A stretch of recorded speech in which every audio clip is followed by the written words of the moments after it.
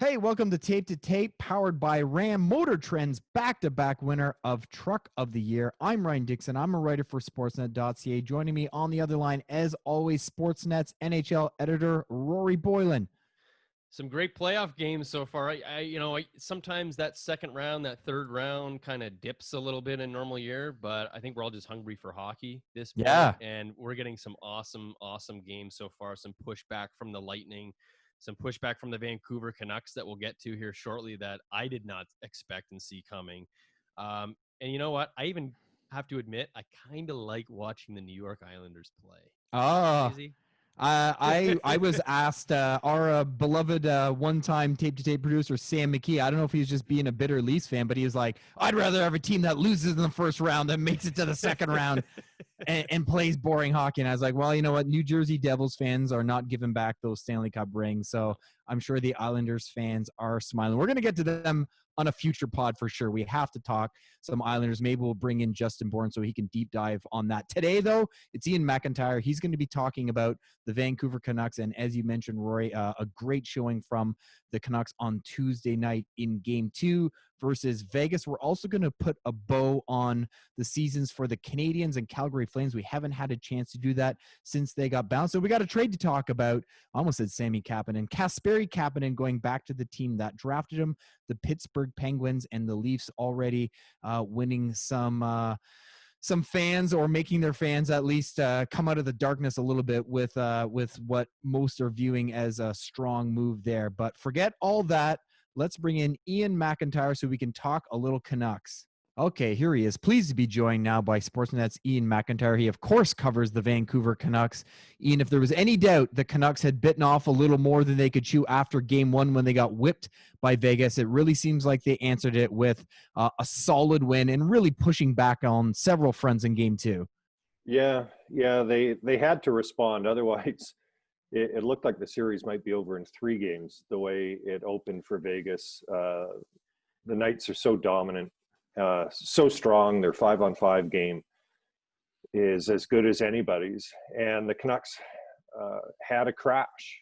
After beating St. Louis, even though you can tell yourself, well, it's 2 days later, next team up, but the fact is they accomplished something that not many people thought they would do in knocking off the Stanley Cup champions, and they mentally just were not there in Game 1. So it was vitally important in Game 2 that they show that this is going to be a fight.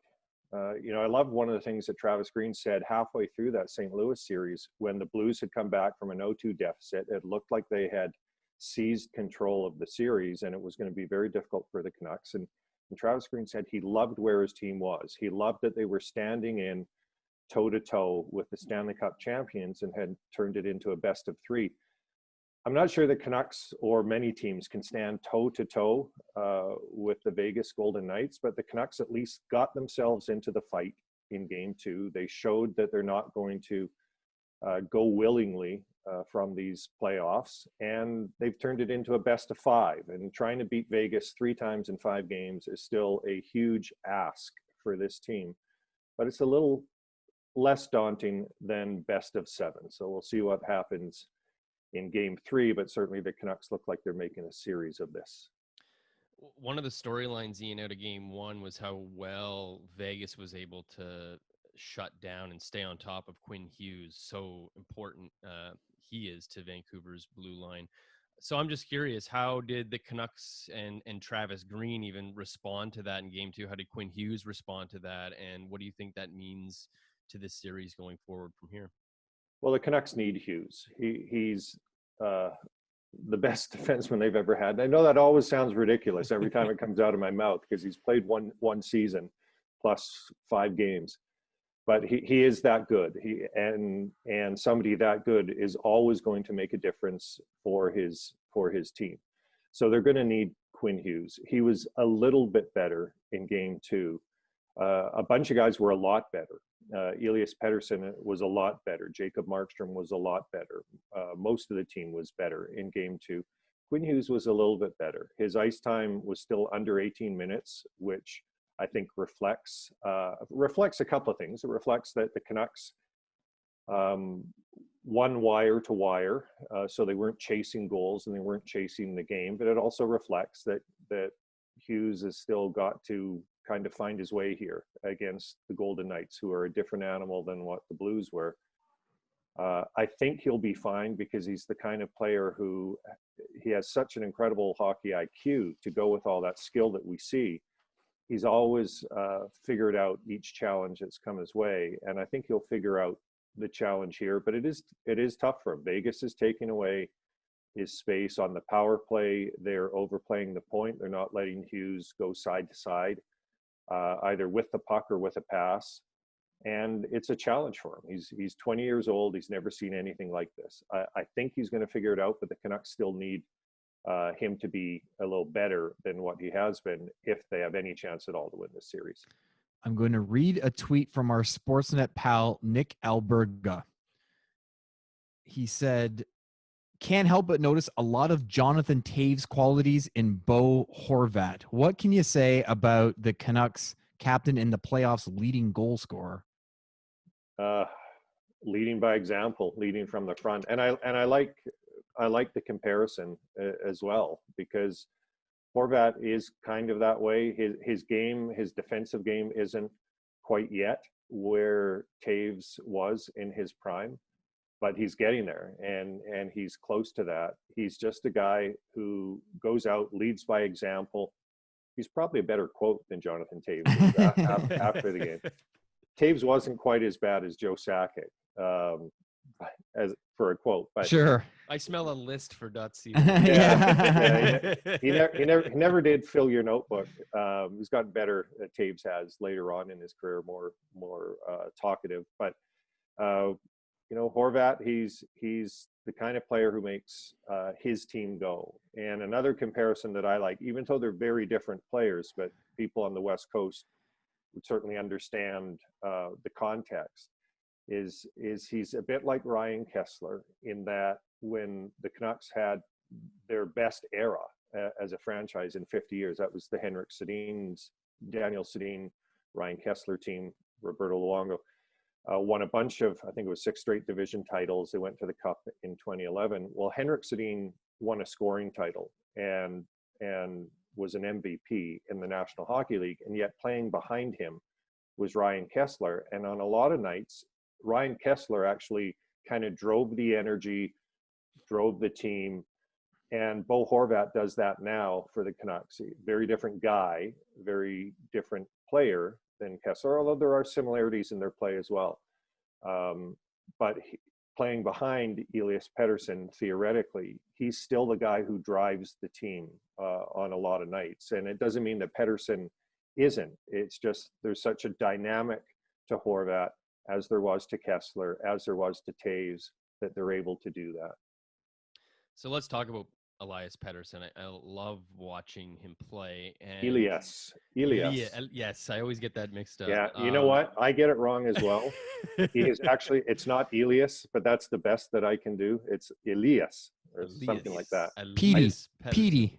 But it's not Elias. So he according to Sportsnet stats, has now the most playoff points in Canucks history through his first 12 games, with 16 through 12 games. Just incredible. 3 points there in game 2. But I want to ask you this question in a way that isn't just going to describe his game 2. There were questions around him. This is his first playoff appearance. Playoff hockey brings, it's tougher. There's less ice. So how would a guy with a slight frame like Pettersson adapt to that? And so far, it's been great. So the question I kind of want to pose here is, if you were, after seeing his playoff performance now, if you were building a team from scratch in the NHL, how many players are you picking before you end up going with Pettersson? Well, not very many. No. Not very many. I mean, you're talking about Connor McDavid and Nathan McKinnon, and then there's a pool of players, and Pettersson is in that next pool. That's how good he is. It is remarkable what he's doing. And I said last night on Vancouver radio, the most remarkable aspect about this is, from the time Pettersson arrived, he has had to be the go-to guy because the Canucks were that poor. I mean, remember, Pettersson's first season 2 years ago, when he won the Calder Trophy. That was before Quinn Hughes. That was before JT Miller. The Canucks had just come out of their nadir. And Pettersson was the guy that other teams focused on pretty well since his first game. His first NHL game, he scored that great goal in a 2-on-1 on Calgary. And almost since then, he's been the guy that every night the other team is trying to stop. And that's different than the other great players that Vancouver had. The Sedins, they kind of tiptoed into the playoffs. When they started playing the playoffs in 2001, the Canucks still had the West Coast Express. You know, all the pressure was on Naslund and Bertuzzi and Morrison and Ed Jovanovski. And the Sedins could kind of find their way, and didn't mean they didn't take criticism when they didn't score, but they didn't have to score for the Canucks to win. It was the same thing with Pavel Bure. As great as he was, that team already had Trevor Linden and Jeff Courtnall and Greg Adams. They had established players who did the scoring. Now, Bure scored right away as well and became a focal point of the opposition right away as well. But there wasn't this singular need for him to produce offense the way there was when Pettersson started. And to some extent, it's still that way. I mean, the Canucks are a much better team now, obviously, than they were a couple of years ago. But Pettersson is still their best offensive player. He's still the guy that the other team is trying to shut down every night. And so with that, him still scoring at this historic clip, that's what's the most remarkable thing to me. So Vancouver's got 3, I think, really notable UFAs that they're going to have to figure out this off season, and we saw like what makes each of them valuable last night. Tyler Toffoli, a goal and 2 assists. Chris Tanev, just shy of 20 minutes, 6 block shots, just a leader on defense. And Jacob Markstrom, you know, the team MVP, was awesome, especially in that second period when Vegas was really coming at them. Can you rank the order of importance on, I think I know who your number 1 is going to be, but like what's the order of importance of signing those 3 guys? And do you think it's possible to get all 3 of them, knowing that a year from now, you've got Pettersson and Hughes sitting there, they're going to need big extensions themselves? It'll be really hard to get all 3. And the order is fairly obvious. This is no great insight by me, but Jacob Markstrom, who I'm sure was number 1 on your list, he has been their MVP. You can see what he means to them in the playoffs. So that's number 1. They would really like to sign Tyler Toffoli as well, because he's been a great fit for the team. The team is still getting better. He's young enough to continue to be at his peak while the team gets better around him. And then Tanev would be the 3rd guy, just because of what he is on the team. Doesn't mean he's not important, but the reality is Markstrom is vital. Toffoli they'd really like. And Tanev they would like to sign as well. Now, flat cap, it's tough for everybody this summer. Some of this would depend on Chris Tanev, and he kind of ran into trouble when he told me a few months ago that he could see a lot of UFAs taking a 1-year deal and then almost a UFA bridge deal, and then seeing what the market looks like next year. I don't think his agent was too keen on that. And people implied from that, oh, he's going to take a 1-year deal. He's going to, do something nice for the Canucks to allow them to keep him. That's not what he was saying. He was just being very pragmatic about the landscape for UFAs this summer, just as he's a very pragmatic, sensible player on the ice. And so I think it will be tough. Tanev, of course, can do maybe a 1-year deal, and obviously it's much more likely the Canucks can sign him than if he wants market value, whatever market value is going to be this summer for UFAs. If he wants market value for a 4 or 5-year deal, he's age 30. I think it's going to be tough. But Toffoli is a huge chip that could fall or not in front of him. Tyler Toffoli, for as much as Vancouver wants to sign him, may wish to return and play in California if there's one of the 3 teams there that would have him. He's that's kind of his home now. He's married to an LA woman, and he may not want to play in Vancouver as good as the fit is. There's a lot of enticing things about the Canucks for him, a chance to play with Elias Pettersson would be near the top of that list, but he may choose to go play somewhere else. He's at the point in his life, he's won a Stanley Cup. He's not rich by NHL players, but he's made enough money that he can afford to choose where it is he wants to play. So he may decide against Vancouver, then that opens possibility for Tanev. There's RFAs like Virtanen and Mott and Troy Stetcher who need to be dealt with as well. But the money will flow down, and we'll see if the money actually flows past Markstrom and Toffoli. There may not be much left after that. We'll get you out with one more here, Ian.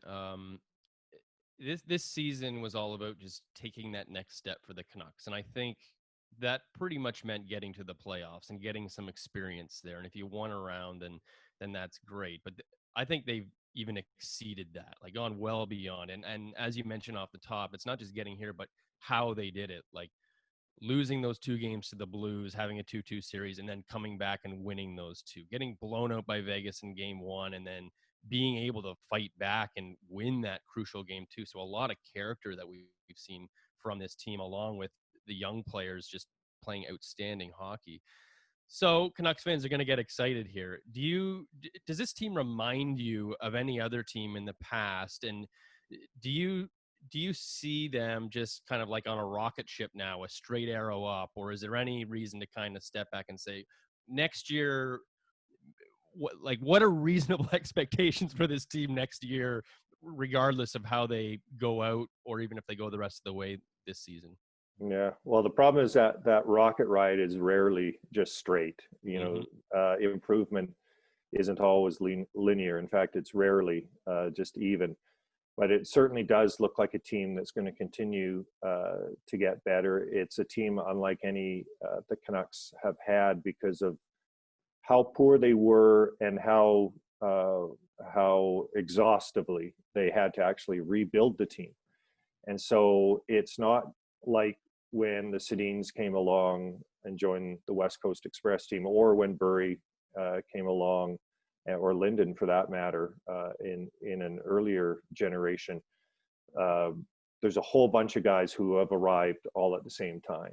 And that's very exciting for Canuck fans. The question is, though, as it is for everybody in the salary cap world, is can they keep the group together? We're pretty confident that they'll keep their top players together. But then what else beyond that? And all you have to do is look at the team that plays in this city where I am to know that just having a couple of great players isn't nearly enough. You actually have to build the team. So the Canucks are on their way to building a team, but they're already, with everybody else now, going to have to make hard decisions. I think, yes, for sure, more will be expected next year. That's natural.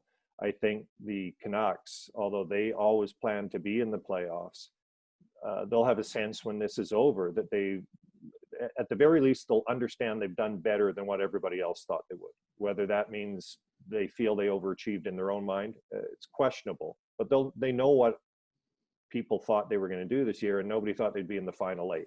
And nobody thought, honestly, after they got through Minnesota in the qualifying round, not many people thought they were going to beat the Stanley Cup champion St. Louis Blues.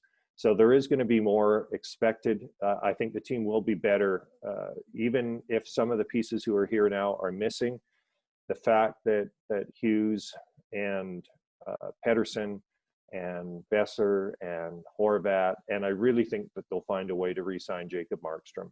I'm not sure about the guys after that whose contracts are up, but I'm fairly confident they're going to sign Jacob Markstrom. So that alone is enough. As long as you can fill in the gaps of who leaves, the team is going to be better. But expectations next year, and scrutiny and pressure, everything is going to be a lot higher than it was this year. At the start of the year, only they thought they were going to make the playoffs. Now here they are. Next year, everybody not only thinks they're going to make the playoffs, but thinks they're a team that could be dangerous at playoff time. So that's a long way away. That feels a long way away right now, I have to say. Well, yeah, we'll see where they go long term. We'll see where they go short term. Like you said, they're in the fight here. A best of 5 now against Vegas and Vancouver. Very much there for the battle. Ian, thanks so much for joining us today. nice to be on with you guys. Have a great day. Hey, welcome back to Tape to Tape. Don't forget to sign up for the Sportsnet Fantasy Hockey Pool presented by RAM. Just go to sportsnet.ca/RAM. You'll find your chance to win $50,000 in cash prizes, or the grand prize, a RAM, $1,500 or $2,500. Get on there, sportsnet.ca/RAM. All right, Rory. Kasperi Kapanen on the move. I don't think, if you told me you were going to get a first rounder back, let alone a mid-first rounder for that guy, I would have said, well done, Mr. Dubas. But he pulled it off. He found a team that is maybe acting with a little more urgency even than the Leafs. And it was the right trading partner. It was the team that drafted him. Obviously, still like him, and he's a Penguin.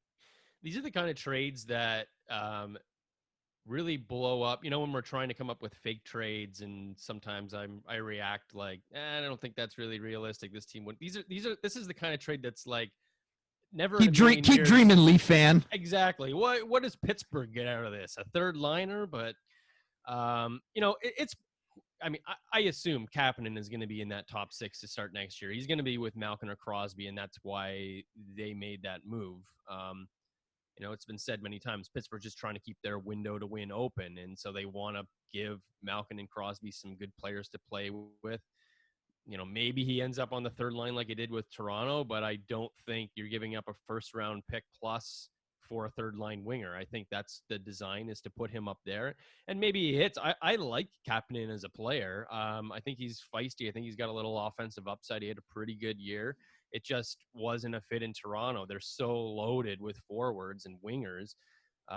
He was capped. He was the third-line winger on that team unless there were injuries, and that was that. Pittsburgh, he might be a little bit more. So that's where their thinking is coming from. They can be a little bit more cavalier with, giving up their first-round picks. They already have to give up their first-round pick next year to Minnesota, so they're not going to be. They don't have a first-round pick for the next 2 years now. That's how focused they are on this team and just trying to win. But Toronto, this is an absolute home run for them. I think they've been trying to trade Kapanen for some time now. They didn't need him. They didn't have to trade him, but they also didn't have to keep him. There are other wingers in that organization that can come up and play just fine on that third line. Nick Robertson is probably the guy that's going to slot right in there next year, and you've got your Kapanen replacement right away. You got a mid-first round pick. You got cap space, and those are the two biggest assets that the Leafs are getting. As little cap space as it is, just over $3 million, you're just trying to carve out a little bit more cap space with every trade that you're making to, maybe get engaged in the UFA market. You got some work to do to have enough room to sign a guy like Alex Pietrangelo, but maybe it's not a guy like that. Maybe it's a second-tier defenseman, or you use that cap space to trade other assets to get a defenseman. Maybe you use that first-round pick you got from Pittsburgh in another deal to try and get a defenseman. That's what this is all about. I don't think Toronto, when Kyle Dubas talks about this probably not being the only move he makes, I don't think we're going to be looking at more moves for forwards. I think all of this is going to be designed to improve that blue line. You've got Tyson Barrie and Cody Cecier leaving. You don't have enough in the system to come up to make them so much better that you're going to feel fine about that blue line after what happened to the team this year. So you're just trying to get cap space. That's hugely important. And then I think this Philip Hollander guy, the prospect, the 20-year-old center that they got, he doesn't sound like he's such a bad prospect either. Like, who knows? Maybe he hits, maybe he doesn't, but he comes from a hockey family. His dad played professionally in Sweden for years. He had a pretty good year in the Swedish Elite League himself at just 20. He's a center, a pretty big guy, a power forward in the making. So, if he hits and he ends up being an NHLer too, this trade's only going to look even bigger, even more of a win, I should say, for the Maple Leafs. So I understand where Pittsburgh is coming from. It's just a wild high price to pay for what Kapanen brings, I think, and Toronto comes out looking awesome. Yeah, it just feels like if you're Jim Rutherford and you say, I'll do that deal, but it's got to be our second rounder, the Leafs still go, yeah, sure, that sounds great. Sure. Toronto, Toronto would do this for the cap space. So Yeah. for sure, a second round pick, that makes sense. I think they use this first round pick for something else. It's an asset I don't think that they expected to get for Kapanen. I don't think they expected to have this, and now they do, along with this extra cap space. And while Pittsburgh is trying to win now, Toronto's window isn't probably as tight as Pittsburgh's, but they have to be pushing to win now too. They shouldn't be sitting back and saying, we got this first round pick and we got some years to work with. Their window is a little bit bigger, but the urgency to win, especially for the GM, is probably the same as Pittsburgh, because if Toronto doesn't win in the first round next year, is Kyle Dubas still around? There's going to be questions asked about Brendan Shanahan at that point, probably. So there's a big sense of urgency there too. So I'm excited for what comes next for Toronto, because I'm not sold that they're going to trade William Nylander. Definitely not Mitch Marner. But I think Andreas Jansson's probably on the table. You wonder about Freddie Anderson. I'd be shocked, but he's got a year left on his contract, and the goalie market is so vast that sure, if the right option comes along, maybe there's something there. But I think there's all sorts of options on the table, and if they can keep adding just a little bit of cap space every time they do something, that possibility that they do something massive on the defense that maybe moves Morgan Rielly to your number 2 defenseman instead of your number 1 exists for the Maple Leafs. Well, you said if this Kapanen trade was pitched to you as a fake trade, you would give it the thumbs down. I always know I'm on to something when I propose one, and you reply with, "Oh," and that was the case after the Habs went out on Friday following the Calgary Flames. And I came at you with a Johnny Gaudreau for Brendan Gallagher and Paul Byron. And the fact that you didn't instantly go, nah, I knew. I was like, you know what? Maybe this is, maybe we're cooking with something here. Now, we don't have to tie these teams completely together because they are in different situations. And of course, I'm really just bringing this up as a way of transitioning to the fact that Johnny Gaudreau is, someone we've talked about in this podcast. And, it is officially the headline in Calgary that, someone seems to be headed out the door, and his name has been the one for a couple of reasons. He has a couple years left on his contract at, I think, 6.7, a very palatable number for what he brings. I mentioned Gallagher and Byron because of what it seems like Calgary needs is a little more gumption, and we saw so much of that, and you always see that from Brendan Gallagher, who only has 1 year left on his contract. But let's deal with Calgary first.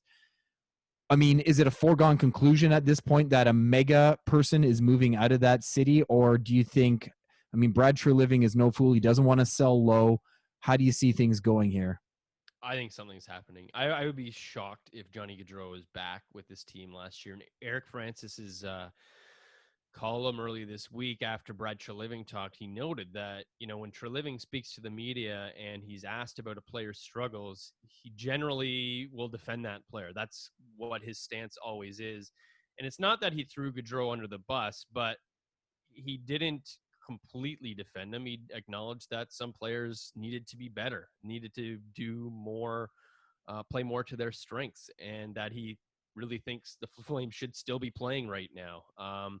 And the reason why they're not is there's a lot of reasons, but that first line just not getting going again for the second year in a row is easily the biggest reason why they're not still playing, and that they couldn't push past round 1. So you've got to change something. And I don't think it's going to be Lindholm. It comes down to Monahan or Gaudreau, and I just think it's a tough trade to make to move out a center like Monahan before giving him a shot with somebody else first to try and find some chemistry and go with that guy. Gaudreau is, he's got a favorable contract. He's got the history of, he's hit 99 points before. Yeah, he's been a fringe Art Ross guy. Absolutely. And so maybe if he goes somewhere else, he can find that again. He's got 2 years left on his contract. So if you're going to make that move, you want to make it now and not a year from now when his price will go far down. Any acquiring team gets him for 2 years. So I would think the haul would be pretty good. And whether that haul is all futures, which you then try and flip, or whether it's something that helps you immediately, when the dust settles, Calgary's going to be making these moves trying to get better for next season. They're not going to be taking a step back. I think ideally, if you move Gaudreau, it is for somebody who's going to play with Monahan.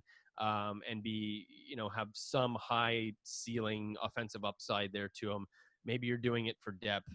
But I think Gaudreau is the guy who fits all of it. Like he could return you what you need and is the guy who has been underperforming the longest in the playoffs. And I think that's the guy who's got to go. But, there are questions about Mark Giordano too. He's got a no trade clause and you would need to work around that. But, he's 36 years old. He's got 2 years left on his contract. The difficulty there is already Calgary's got TJ Brodie, Travis Hamonic, Eric Gustafson, who they picked up at the trade deadline. Those guys are all UFAs right now. Brodie's probably gone. We'll see about Hamonic. So you've already got some restructuring to do on that blue line. So if you put Giordano into the trade pile, you're adding a little bit more uncertainty into that.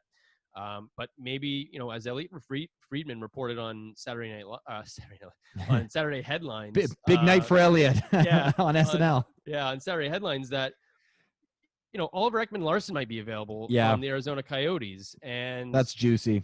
That's really juicy. There's all sorts of teams that could use a guy like that, but maybe Calgary's the one. Like if you are worried about and it's not that Giordano has to go out in that trade, but if you bring on Ekman-Larsson and now you've got the two of them, well, now you've got that bridge for when Giordano's play ultimately does fall off or he retires or whatever. Now you've got your new number one that's kind of there to carry the torch, and you're not having to worry about a retool or how that transition is going to go. That there's just like, you're not trading Matthew Tkachuk. I don't think it's Lindholm who's going to go. And then everything else after that is depth. And I think depth that showed really well in these playoffs, like Dylan Dubé, 23 years old, 22 years old. That third line. Awesome. The whole third line. Sam Bennett for the second playoff in a row was awesome in the playoffs. And you even saw some life from Milan Lucic there. So I think you're probably bringing those guys back, even just for what they're going to give you in the playoffs next year, what you can expect there.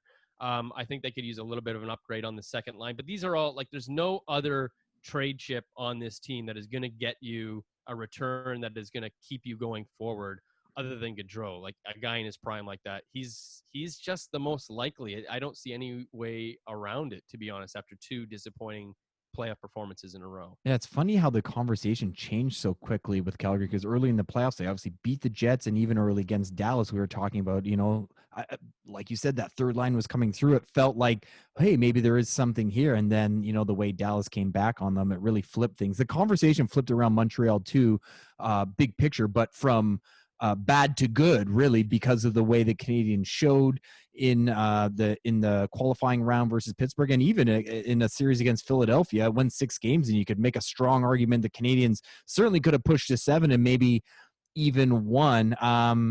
Nick Suzuki, Kasperi Kapanen, everyone saw that those two have really shown something up the middle. There is urgency there because we know Price and Weber are, they are where they are, 33 and 35. Price looks so good. And I want to zone in on that a little bit because everyone's saying, well, they have all this cap space, they have all these draft picks, they have to find a backup goalie. And I've been thinking about that a bit. And it sounds easy, but that's a tougher needle to thread than you realize at first blush, because you are already spending 10.5, I think, or 10, I guess, on Price. When they go out into the UFA goalie market, yeah, there are some guys available there, but the Canadiens can't make the same pitch to those guys because other teams can say, come in here and, we know we want to play at 35. And if you look great, you might play 55, and they can throw probably more money at them just because Montreal's already devoting so much time to, or so much money to Price at that position. So you have to find a goalie who is good enough that you can go, okay, we've checked that box, we've taken care of it. But at the same time, the guys who are at the top of that class, they're going to have better options. So I do wonder how that's going to shake out. I mean, is Cam Talbot, speaking of Calgary, is that a guy who you would say, is the pitch of come be Carey Price's backup? Is that good enough for a guy like that? Or is even someone of that ilk going to say, well, I want a shot to know I'm number one? Because the Canadiens also have to be able to go get a guy that still allows them to keep one arm around Price and go, don't worry, big fella, you're the guy. Yeah. Honestly, I think part of the pitch needs to be that we're not going to to treat Price the same way that we have to this point, because I think one takeaway from all this has got to be that he can only play. He's got to play 55 games next year. He was rested and he was awesome in these playoffs, and so I think you've got to find ways to lessen his workload next year, 50 to 55 games tops. Now you say that, and at the same time you realize that they're like a fringe bubble playoff team. So if you're sitting Price, whoever you put in, it can't just be an automatic loss. Like, you've got to have somebody who's also very solid that you can rely on, because you're still going to need all wins in those games. I was wondering, at this stage of his career, 35 years old, he'll be 36 at the end of December, if Montreal native Corey Crawford would at all be interested in going back and being a 25 to 30 game starter, but at his end of season avail, he said he thinks his strength is playing a lot of games and that he wants to win another cup in Chicago and all this stuff. Honestly, the only team that's going to give him a shot to play more than half of the games and have that be part of the pitch is the Chicago Blackhawks. I don't think anybody else is. So if that's what he's committed to and will take less to stay in Chicago to do it, Montreal is just not an option. I mean, you wonder about someone like Anton Khudobin. Again, but there's another guy. Yeah, and there's another guy whose numbers the past couple of years, he's sitting there going, I want a chance to play as much as possible where I go. I don't want to know there's a hard ceiling on how many games I can get in, Yeah, and so this is where Talbot is an interesting one, in that he went from a backup in New York to a starter in Edmonton to a backup again in Calgary because it just didn't work out. He played less than 30 games this year, but he was so good in the second half down the stretch that he became Calgary's starter. Now, I don't think anybody's going to give him the keys next year. He's not going to be a starter again. I think it's likely that he ends up in a tandem somewhere. But Montreal is going to provide an interesting one, because again, it should be part of the pitch. We'll see, but you should be able to reliably get 30 to maybe 35 starts there next year, but probably closer to 30. And hopefully Talbot is good with that, knowing that with a guy like him playing like he can, you're a playoff team. It's just that you're not going to get any playoff games once you get there. It's going to be all Price. So that is the tough. How enticing is that to a guy like Cam Talbot, who could find somewhere else, with what's going on in Vegas? If they keep Robin Lehner and they trade Marc-Andre Fleury somewhere, does Vegas become an interesting landing spot for a guy like Talbot, who would join Lehner, a guy who has been a tandem for the last couple of years, and maybe you don't want to give him 55 to 60 games. So that's more of an even split. And there's always the possibility that, Lehner hits a bad stretch or gets injured or something like that, and now you're the starter. That even exists in Vegas, and that doesn't exist in Montreal. So it is going to be hard. I'm actually right now, I'm about halfway through, and I haven't got to the backup guys yet. But I'm working through different tiers of goalies who are available this year, from the starters who are UFAs to the backups, the tandem options, and all the guys that could be available via trade.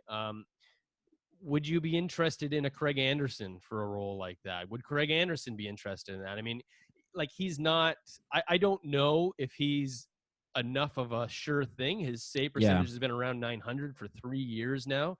Granted, behind an Ottawa team that wasn't so great. I mean, would you feel better with him than Charlie Lindgren? I think that's a little bit iffy, but those are the kinds of guys we're talking about, right? The guys who know they're not going to be starters, that are just kind of, they're fine, and they could catch a hot stretch, and they have the veteran know-how to kind of work through these things. But I don't know how great you would feel about having Anderson come in.